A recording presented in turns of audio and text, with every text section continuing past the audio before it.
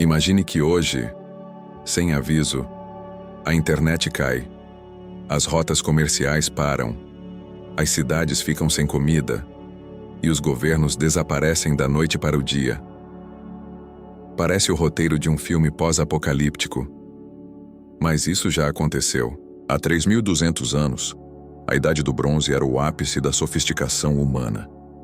Egípcios, hititas e micênicos tinham economias globais interligadas. Eles eram os gigantes de um mundo que parecia eterno. Até que, em menos de uma geração, quase todos foram apagados do mapa.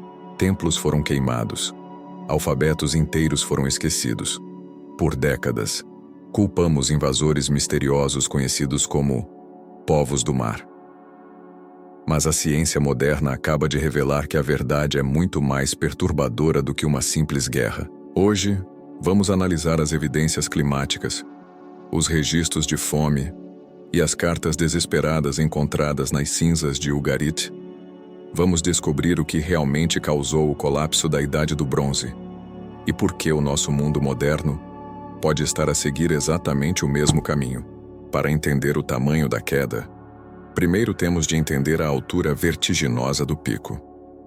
No ano 1200 a.C., o Mediterrâneo e o Médio Oriente não eram apenas um conjunto de reinos isolados. Eles formavam um ecossistema interdependente, uma rede tão globalizada e complexa quanto o nosso mundo moderno.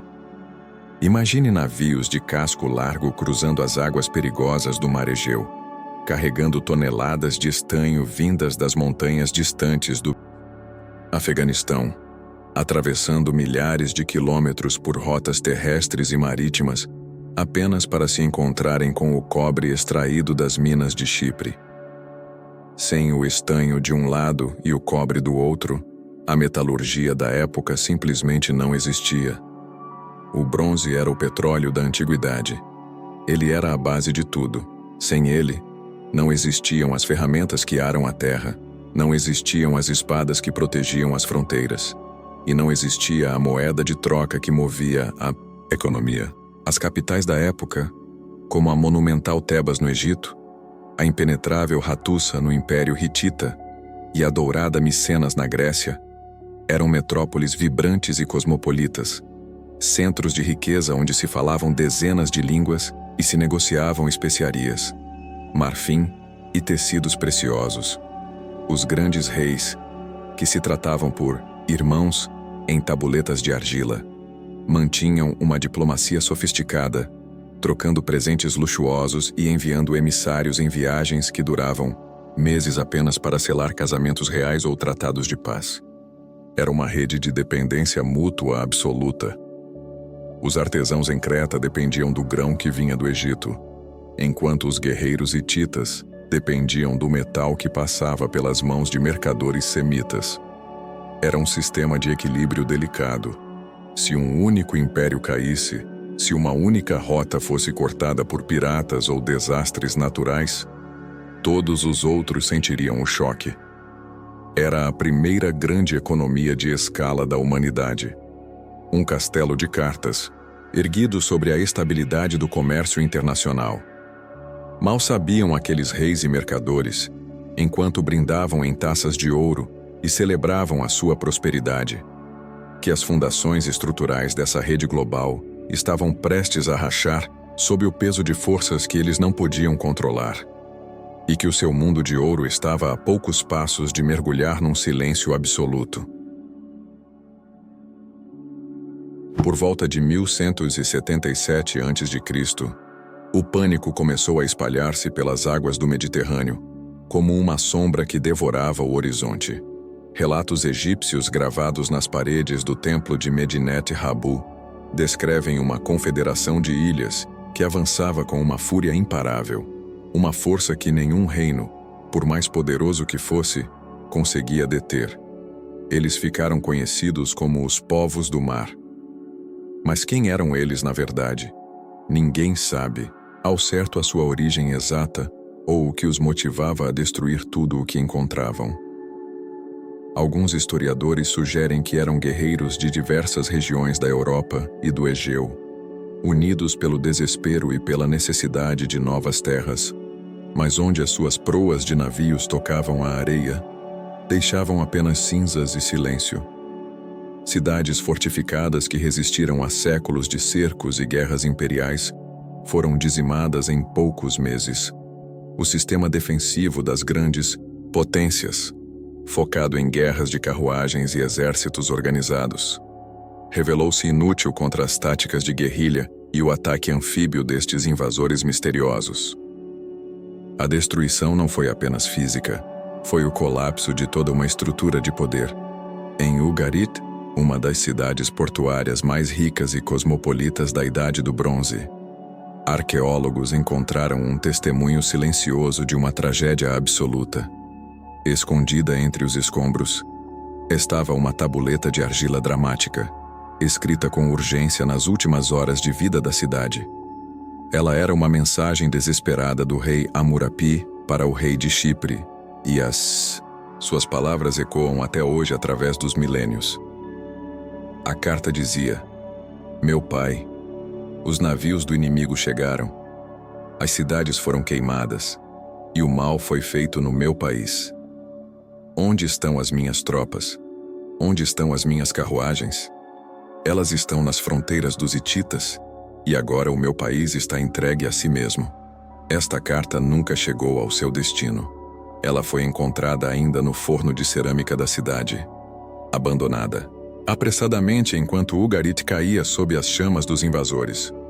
O calor do incêndio que destruiu a cidade acabou por cozer a argila, preservando para a eternidade o último pedido de ajuda de um império que morria. Ugarit nunca foi reconstruída.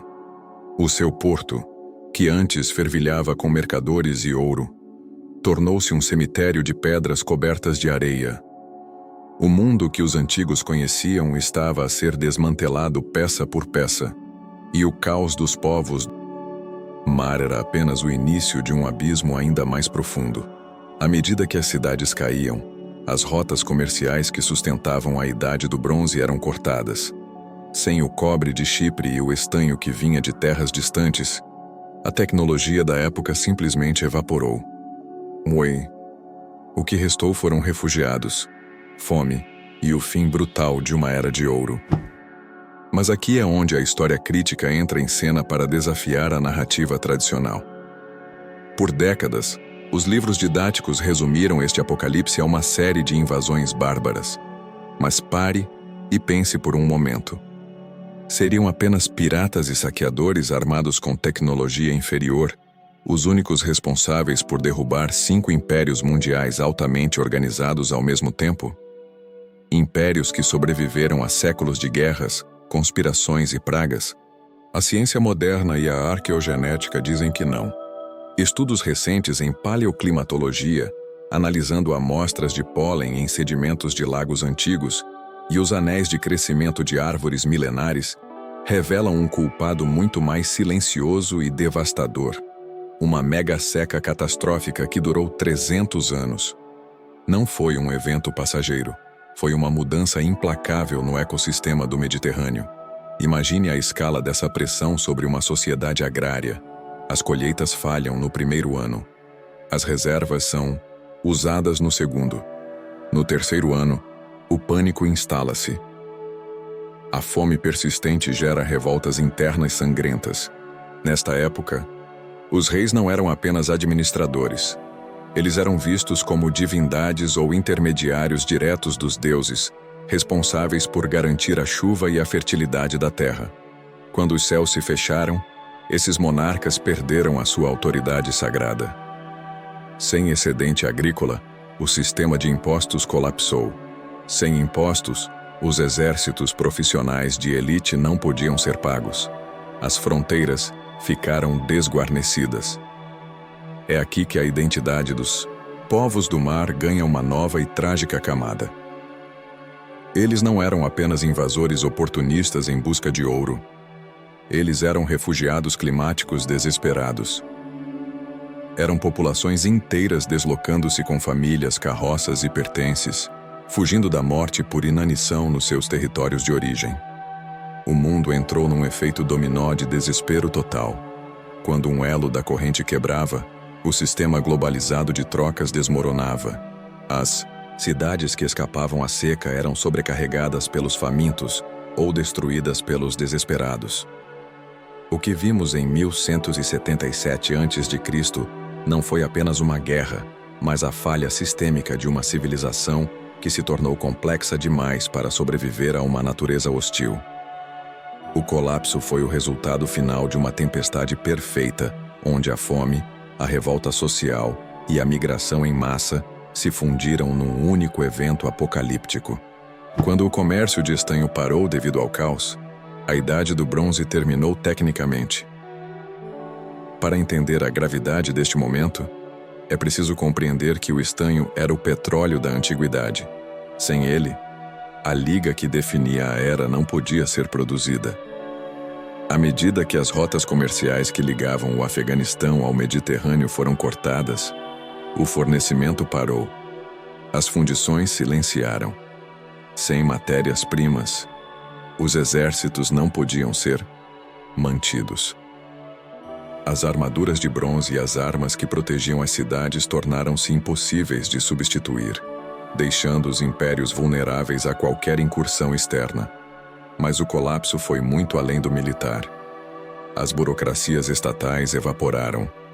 Os escribas, que mantinham os registros de impostos, distribuição de grãos e leis, perderam a sua utilidade num sistema que já não tinha o que distribuir. Em poucos anos, a escrita desapareceu, completamente na Grécia. O linear B, o sistema de escrita dos micênicos, foi simplesmente esquecido, porque não havia mais um Estado para o sustentar. A arquitetura monumental parou. As pedreiras foram abandonadas.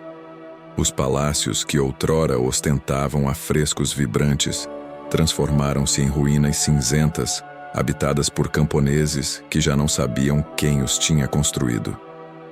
O mundo entrou numa idade das trevas que duraria 4 séculos. O silêncio arqueológico deste período é ensurdecedor. Deixamos de encontrar registros escritos, moedas ou grandes obras de engenharia. A população do Mediterrâneo diminuiu drasticamente, com cidades inteiras a serem abandonadas em favor de pequenos assentamentos isolados nas montanhas, onde o medo era a regra. Foi o maior retrocesso na história da humanidade. Uma regressão tecnológica e social tão profunda que, quando a escrita finalmente retornou com os gregos séculos depois, os poemas de Homero falavam de um passado de deuses e heróis, porque a memória humana já não conseguia conceber que homens comuns tivessem construído tal esplendor. A luz da civilização não apenas oscilou, ela apagou-se quase por completo por centenas de anos. Por que é que isto importa hoje? O colapso de 1177 a.C. ensina-nos que sistemas complexos são inerentemente frágeis. O que aconteceu no final da Idade do Bronze não foi apenas a queda de uma cidade ou de um rei isolado. Foi a desintegração total de um modelo de mundo. Hoje, nós vivemos num mundo de cadeias de suprimentos globais, dependência tecnológica extrema e mudanças climáticas aceleradas. Assim como os antigos, acreditamos que nossa conectividade é a nossa maior força. Mas a história mostra que ela é também a nossa maior vulnerabilidade. Se um único elo se rompe, o efeito dominó é imparável. Os egípcios, os hititas e os micênicos também achavam que eram demasiado grandes para cair. Eles tinham exércitos invencíveis, palácios colossais e uma burocracia que parecia eterna. E ainda assim, em poucas décadas, o silêncio tomou conta das suas cidades.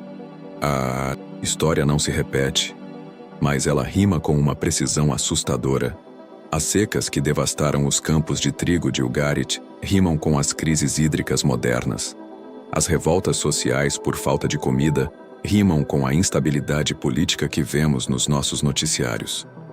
Se não aprendermos com as cinzas de Ugarit, de Micenas e de Troia, podemos estar a trilhar o mesmo caminho sem perceber.